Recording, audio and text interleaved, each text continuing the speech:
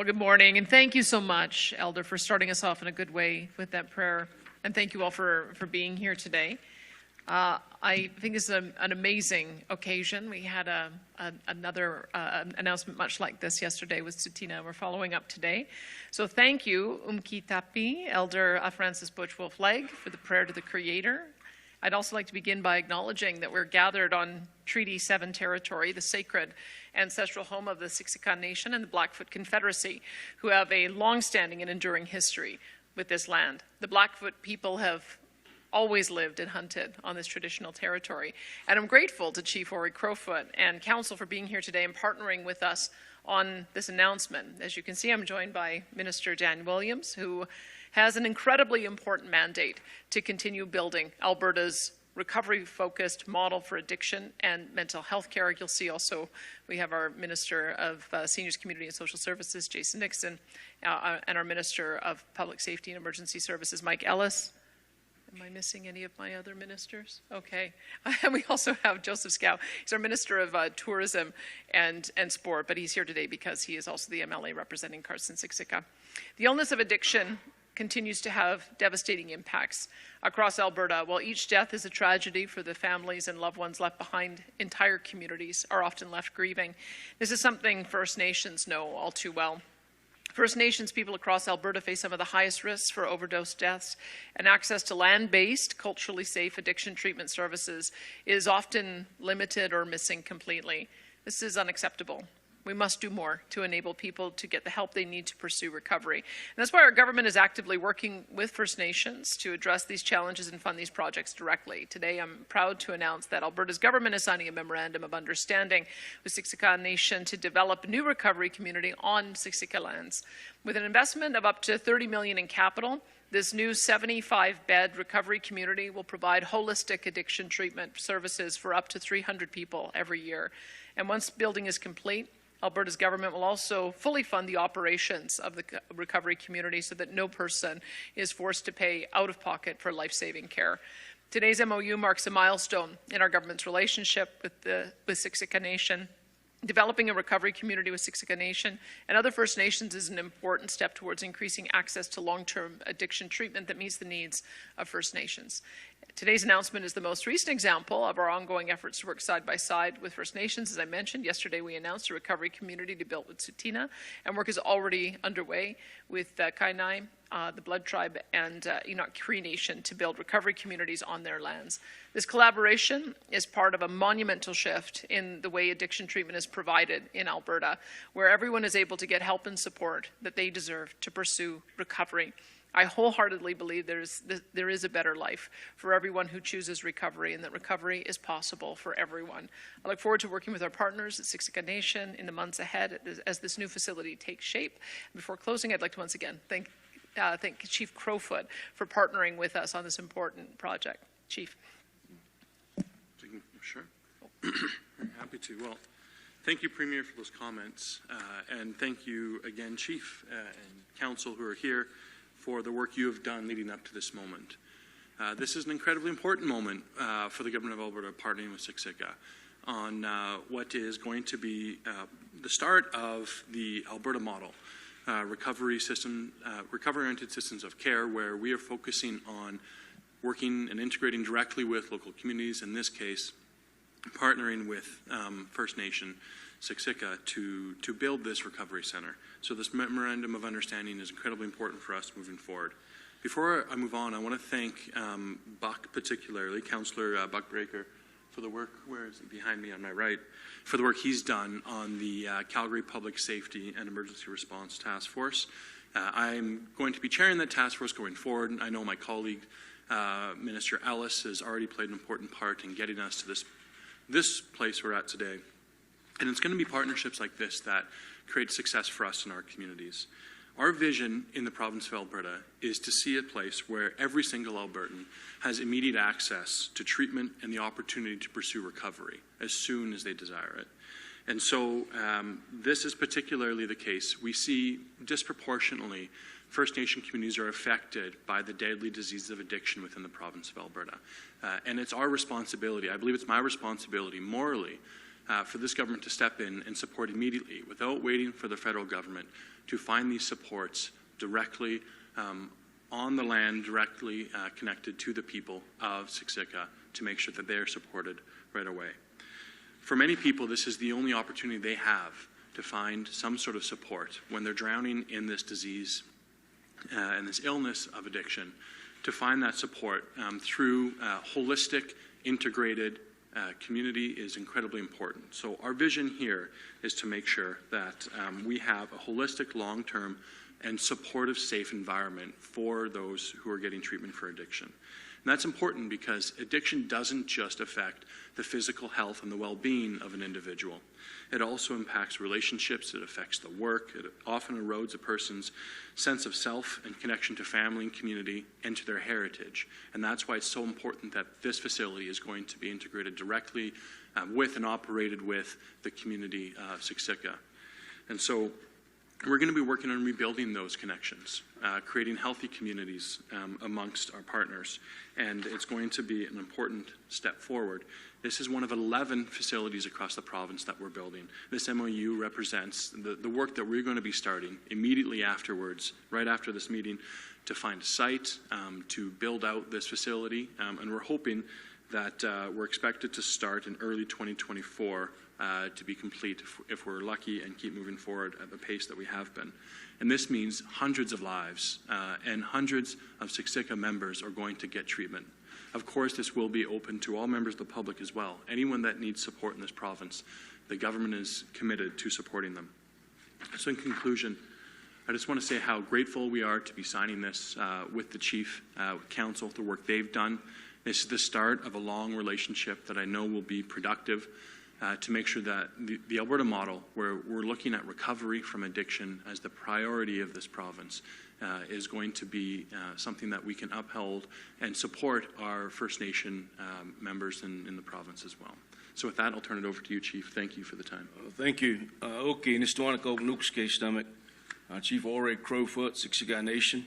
I'd like to thank the Premier as well as the ministers for working with Siksika on these initiatives.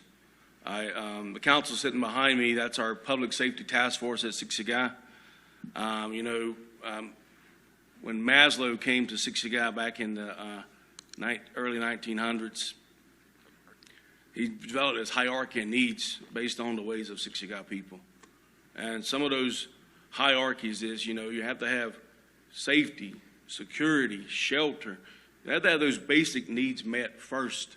If you don't have those basic needs met first, a lot of times you're not worried about, an investment plan or a long-term future. You're trying to get through today. And our safety team behind us is working with the ministers here and other ministers within the province to help create a safer Siksika. And a safer Siksika also makes our people feel that sense of safety.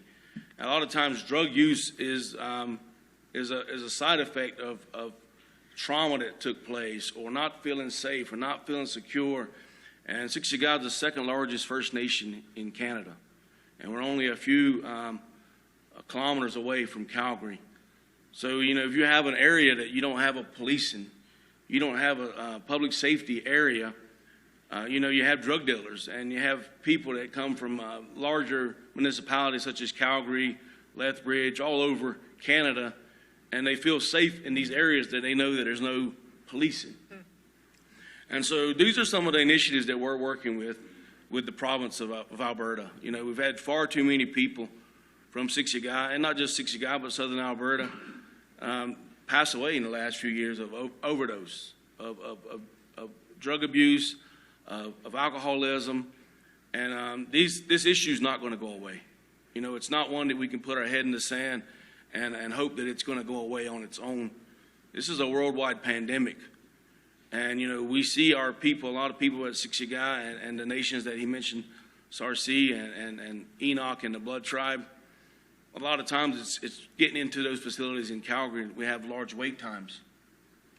So this is why having that facility on the nation will help our people to get in those facilities in that critical window that they need to get into that facility. But like the minister mentioned, it will also be open for southern Alberta as well. So, you know, I'm a strong believer is the stronger we make Siksika, the safer we make Siksika at home, it's going to go outward. You know, the safer Calgary's going to be. You know, we get those public safety, we get those police, and we get all those building blocks in place. This is one big step towards a lot of steps of building that strong foundation that we're building at Siksika. A strong, sound foundation that our people can feel safe. Our people feel safe, they feel secure, they have that sense of esteem. You have all those things in place, drug use goes down, alcohol use goes down. And again, we're going to start that at home. And I do feel that if we start that at home and we have a strong, secure, safe Siksika, it's going to spread out. Surrounding communities, Alberta, and I'm a strong believer as far as Alberta goes, Alberta leads the country. And that's why we've shared a lot of initiatives. We've got a lot of initiatives in play with the minister, and I do thank her and her team for working with Siksika on mutual beneficial. These aren't just one-sided relationships. These are relationships that are helping all of Alberta and all of Canada. So, again, we look forward to this treatment center. We do think it's one big major step towards helping our people safe and helping the rest of Alberta being safe. So thank you, Premier, and thank you, Minister, and the rest of your ministry as we move forward for a brighter Siksika and a brighter Alberta. Thank you. Well said, Chief. Thanks so much. Well said, Chief. And now we'll sign the MOU. I'm going to move these out a little bit here.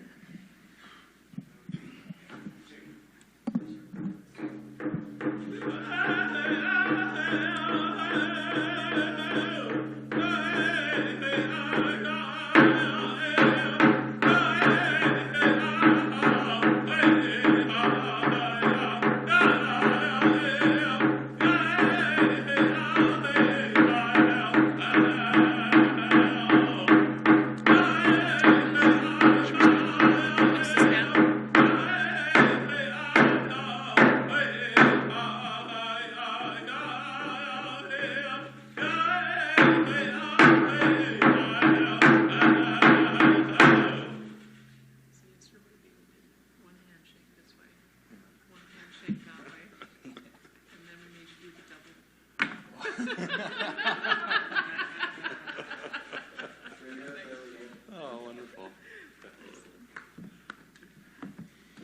Thanks, Chief. It's going to be good. Perfect. We'll now get into our media Q&A here for just taking questions in person. We have a mic at the back of the left to your room here. If you want to make your way towards it, Yep. we'll be going with one question and one follow-up. And please state your name and outlet at the mic, please, and thank you.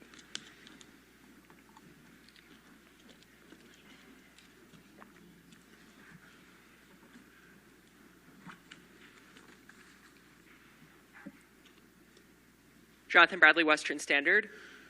You demanded an apology from CBC for their story about the Coots incident, and they issued a retraction. Why do you consider it a case closed when they didn't issue an apology?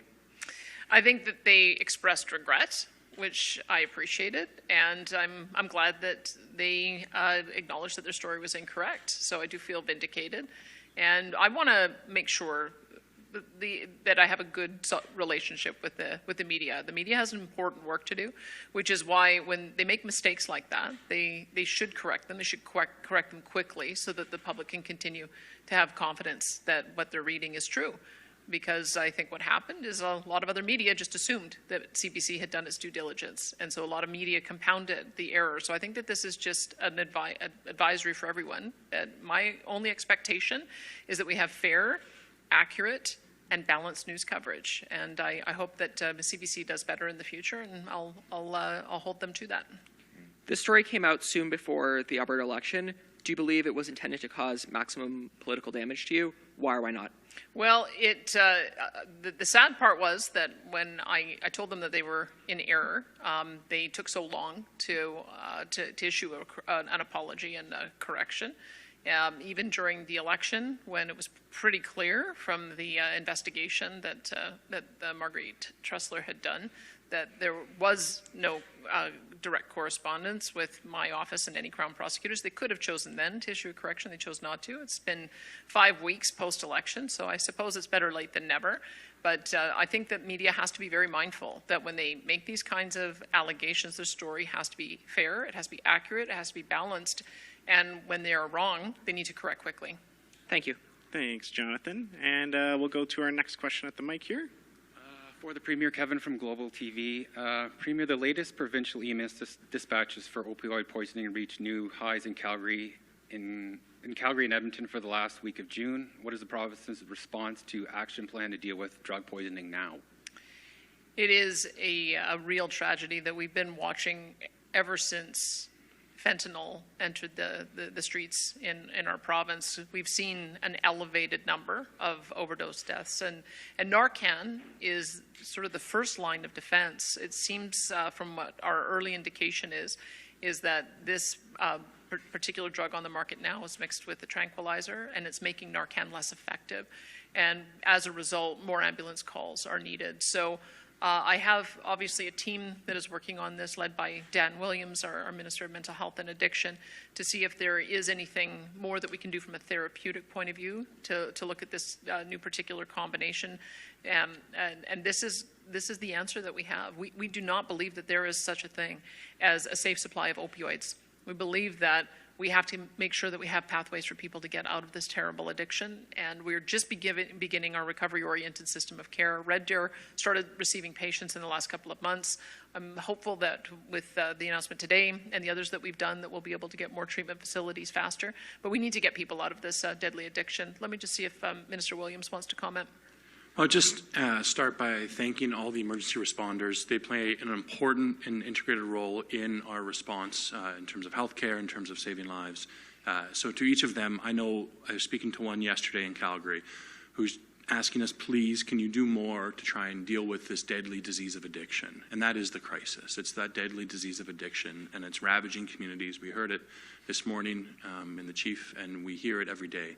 So as the Premier said, we're looking at next steps and what to do, particularly from a therapeutic perspective.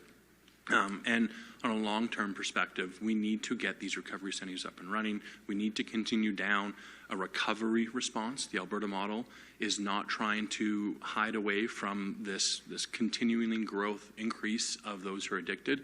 And we know when someone's addicted to opioids, there are two end games, right? Tragically, there's an emergency response possibility and hopefully an overdose that results in a life saved, or there's recovery. Those are the only two out paths, and so we're going to focus on solving that problem. Yep. And so just as a follow-up for either of you, you have heard from groups and you're specifically targeting needs that they have right now. Correct? Pardon me, we've heard from who?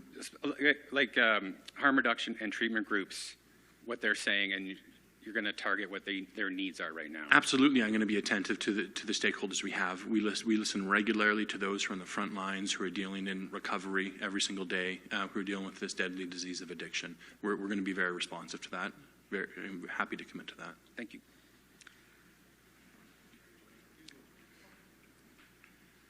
Okay. Keith Driver from 88.1 CJWE. My question is for Chief Crowfoot and Minister Willis. Can you just elaborate a little more on how these facilities between Alberta Health Services and Siksika Health Services are going to be expanding the partnership with this facility? Sure, I'll start. So the partnership with the memorandum of understanding is to start the construction. We're going to have to build this facility first. 75 beds. There's going to be spots for men and women, and divided proportionally according to the need that we have. And that's hopefully going to get underway so that we can start next year.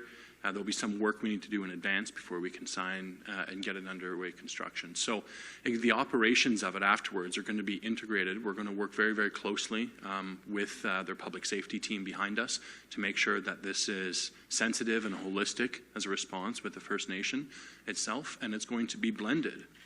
And it's going to be one tool in the toolbox that we'll have between the work that Alberta Health Services does, of course, a lot within that, but the entire government has lots of programming. And obviously, the details and exactly how it's going to be operated are going to be things we're going to figure out through the normal procedures as we go down the road. Do you have anything you want to add to that, Chief? Yeah, I do. We're not going to just throw out the handbook of everything that's already been in place till now. But there are things that are specific to, say, Siksika that might be uniquely different than Enoch or the Blood Tribe or Sarsi. And so it's incorporating those things. You know, the model of the X amount of days in and out obviously is not working. So, you know, we can't keep doing what's not working and expect to get results. So, you know, we're going to incorporate what we feel like are working within the current system, and then incorporate some of the traditional aspects of being a Siksika one that are hopefully going to benefit our people. And so we'll take that data, and as it goes, we'll morph it up if we have to. But you know, again, we're going to take some of the things that are working within the current system, and then some of the things that our traditional people feel like will be applicable, and we'll combine the two. All right, thank you. Rick Bell, Post Media. Premier, on the CBC story, as it was happening, as it was being reported, as it was being written and broadcast day after day after day, at that time, in real time, can you describe for us how you were feeling then, back then, as this was going on? Not how you're feeling now. Now you're feeling vindicated, but how did you feel when you were in the middle of the hurricane? Well, I can tell you it wasn't just me. I mean, the CBC was defaming me. They were defaming my Premier's office staff. They were defaming the independent members of the nonpartisan public service. They were defaming the Crown prosecutors. They were causing lack of trust in the process of administration of justice. They're creating turmoil in our caucus. And they were, and I think they ultimately created distrust in the media, because the general public looked to the media as a trusted source, yes, to hold government to account, but also to be printing information that's true. And they didn't in this case, and I wish that they had corrected the record more quickly, but at least they have, and that's why I feel vindicated today. And I'm going to sneak in, it's kind of a quick two-part, but you'll probably have very short answers for each. You know how I am, a bit sneaky. If this had not occurred, if CBC had not done what they did yesterday, were you prepared? You sent a notice of defamation. Were you prepared to go to the distance, if necessary, to get the vindication that you have now? And number two, very quickly, the NDP are still calling for an independent investigation into all of this. So if you could respond to both of those very quickly. On the first case, I would say I'm glad it didn't come to that point. I think it's pretty clear after all of the work that we did to try to track down the false information that they reported, it's very clear they had nothing, and I'm glad that they ultimately finally recognized that, and it didn't have to go further. And I would like to reset my relationship with the CBC and all the media. As I said, I just expect fair, accurate, balanced reporting. And I don't expect it to always go our way, but I think that there has to be more balance, more fairness, and certainly facts have to be at the heart of news reporting. As for the NDP, they're clearly political, and I'll just leave it to the public to judge. But I'm focused on the things that I think Albertans want us to be focused on. This is an historic relationship that we are building and expanding with our First Nations communities. As I said before, we can't just wait for the federal government to do these important things. This is important for not only the nations within the Alberta territory, but also the broader impact to the broader community. And so these are the things that I think that government should be focused on. Something I wish that the official opposition was more focused on, and it's certainly something I believe that the public is focused on. That's where we're going to put our efforts. Thanks, Rick. And we'll go to our next question at the mic. Good morning. It's John from the Strathmore Times. My question is largely for Minister in Chief, but Premier, if you want to chime in, I'd love to hear from you. I'd like to get a sense of just, Minister, you mentioned the start of the project next year. I want to get a sense largely of if there's a rough idea when this is going to start, as far as groundbreaking and how long the project might take to complete, as well as if you could talk a little bit more about the budget for the facility. Sure. So as Premier mentioned, it's approximately $30 million for the capital on that. And we're going to be working closely with the chief and obviously his council, particularly the Public Safety Committee on it. We're expected to begin in 2024, hopefully early 2024. Some work needs to be done in advance to be getting to the spot where we can start to break ground, make sure that moving forward in the logistical way appropriate. And normally these projects, it will depend, of course, we're going to take, as the chief said, what works. There are other facilities already underway, built, so we're going to take what we can from that, so we have as little changing as possible, but we're going to need to make sure that that works with the community, with something specific to an Indigenous community, specific to Siksika. So that could take anywhere from 12 to 18 months for it to be complete and ready to be taken over by whoever's operating it. And from there, we got right there, after that 12 to 18 months when it's complete, we have Albertans and Siksika members in treatment right away. But that starts with a smaller group. Maybe we start with just over a dozen or 20 or so, even though we can get up to 75. It's community-oriented care. So that means this is the kind of thing that scales up over time. We can't just get it to 75 right away. We need to have folks going through this program so they can shepherd others along. And there's going to be life skills that are learned in this program, financial skills. There's going to be work that they would do in the program. Of course, we're going to see them transfer out of that into work in the community, wherever they feel appropriate, wherever they decide to put down their roots. And then, of course, there's going to be support with surrounding ministries that's going to be needed. And I'm looking particularly at Minister Nixon, who's here, who's going to be looking at that transition afterwards for that housing for folks that leave these programs. So lots of integration and work needs to be done. I hope that gives you a sense of what we have in front of us as a task in the next year and a half, 2 years. And just to add on to that, we don't want to just put the facility anywhere. Like a lot of our knowledge and a lot of our training is land-based training, and so land-based knowledge. So, we're being selective right now of where that location is going to be, because again, it's not just going to be your typical 28 days in, 28 days out. There may be some sweat lodges in that area. There may be there's holistic healing, and so not just the building itself, but where are we going to put it? And that's consultation with our technicians back home, as well as some of our traditional people. But at the same time, we have people that are needing to be in care daily, right? We have people that are passing away on a weekly basis, unfortunately. And so, we can't sit on this long. So like the minister said, we plan on having groundbreaking and ribbon cutting fully be operational year and a half, 2 years. Mm-hmm. So a fairly quick process, I think. Yeah, and just because the chief has mentioned a couple times, I should add, we're not looking at short stays exclusively. This model of treatment allows us to have up to a year stay, which is really important for that sustained recovery afterwards, right? And these are folks often who have gone in and out, lots of other different treatments, have tried lots of other things. So that long stay on the land base with traditional healing blended in with the recovery model, that's what we're looking at. Sorry, I don't know, Premier, if you have more to add.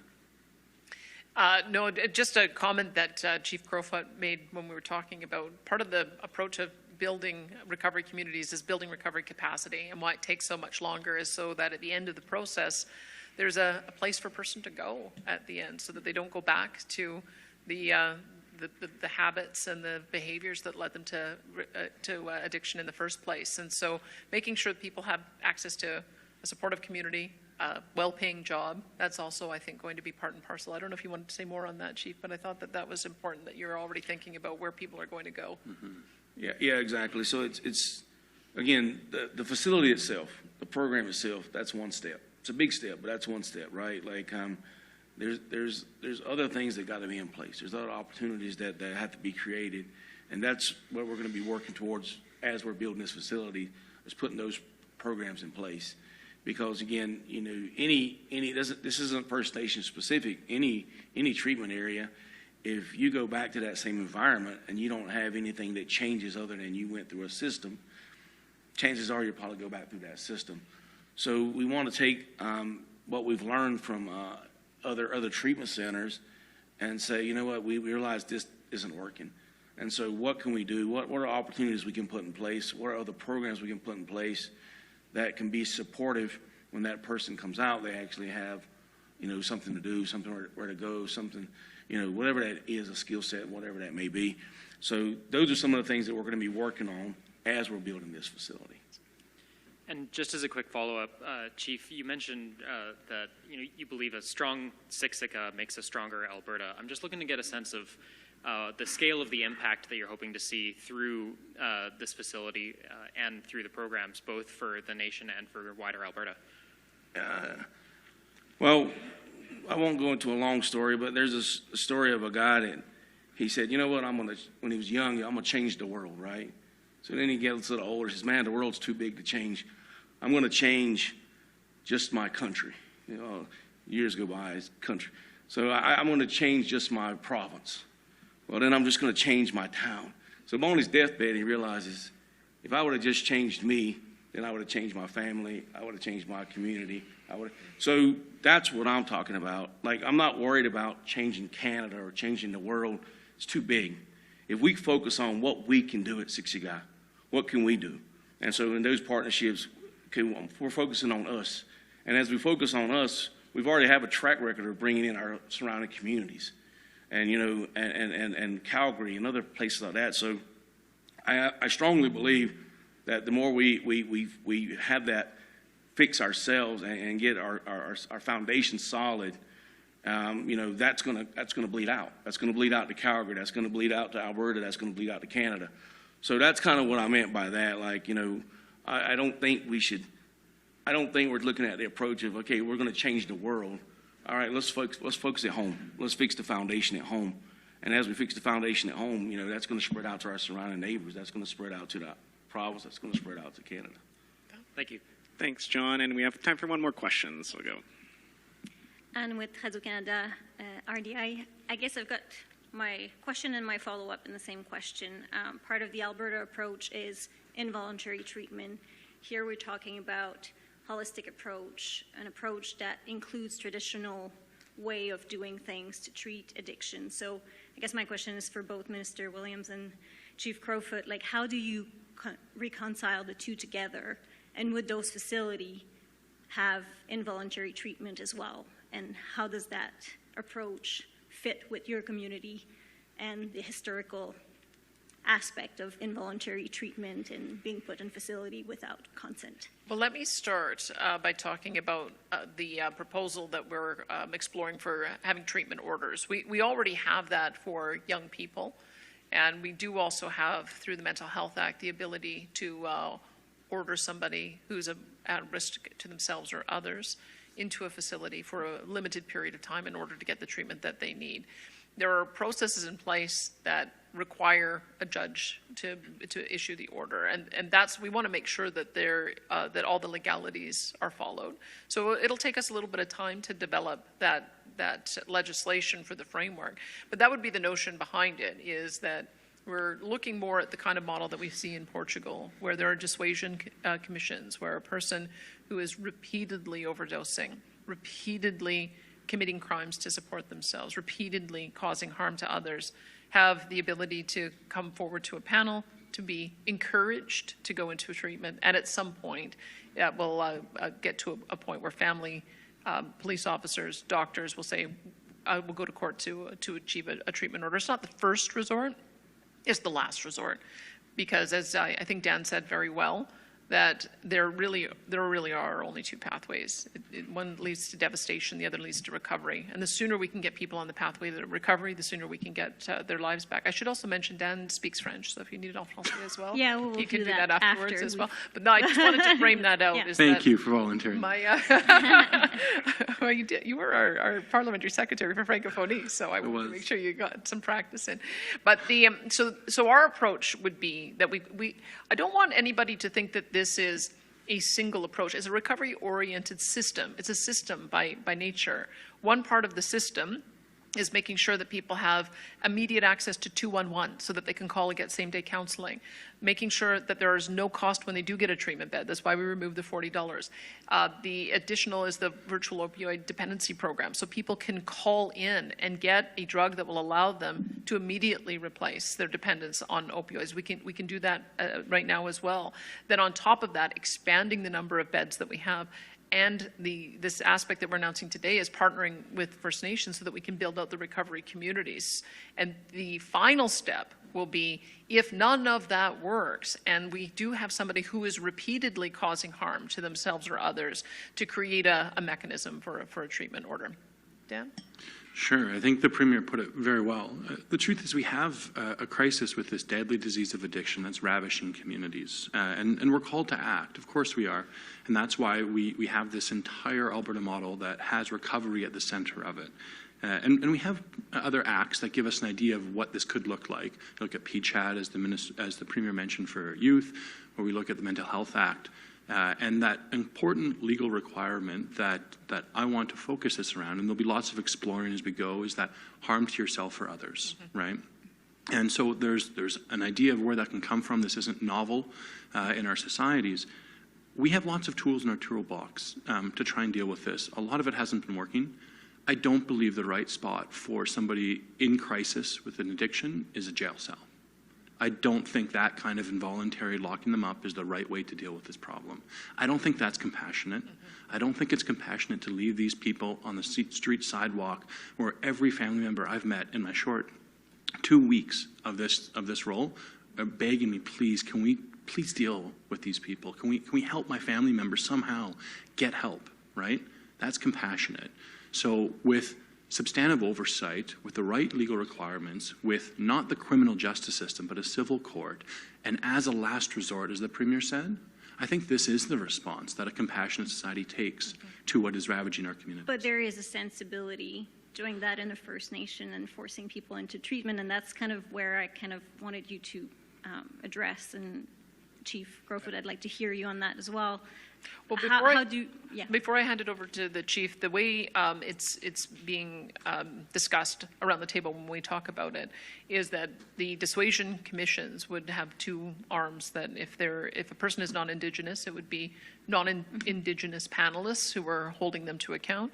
If they are Indigenous, it would be Indigenous elders who are assisting in holding them to account. Every part of what we want to do is going to be culturally sensitive and make sure that it's appropriate to the community. Chief?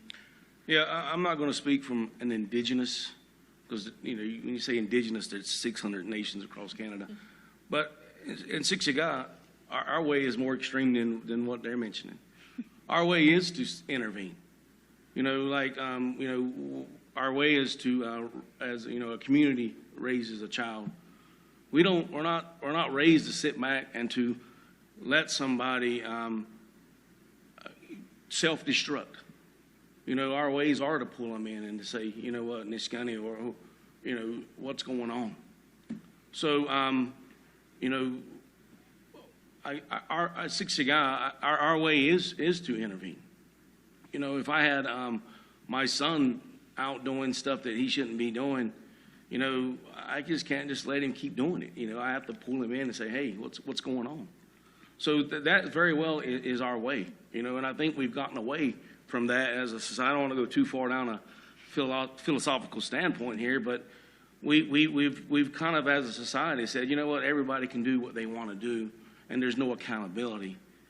And as a result of no accountability, there's no consequences. We live in a world of no consequences because nobody wants to be offended, and that's a problem. So at Siksika, we didn't worry about if Johnny was offended. We're worrying about, you know what, Johnny, you're disrupting yourself. We need to help you to help yourself. So a lot of times, when we had the earlier press conference right before the election, the two young ladies that stood up, they were thankful for that intervention by their family, because when they're in that state of mind, that's not Johnny. That's not Susie. Their mind is taken over by a drug.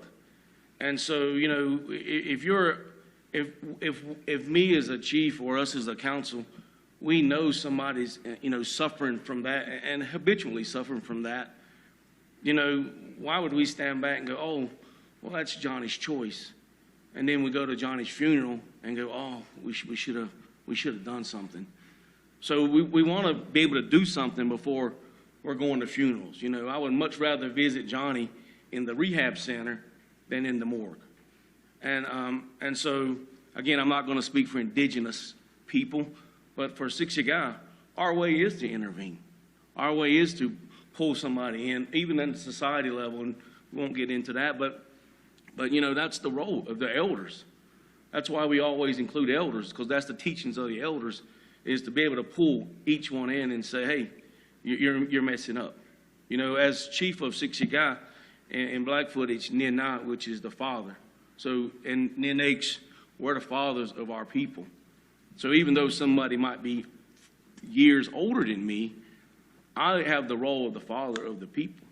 So I'm supposed to grab that person and say, hey, Johnny, what's going on? So that's our role. That's Siksika way, is to intervene. And especially if somebody that is having a habitual issue and habitual harm to themselves or to the community, we want to, again, you talk about holistic. How is that not holistic? We're trying to make the community whole.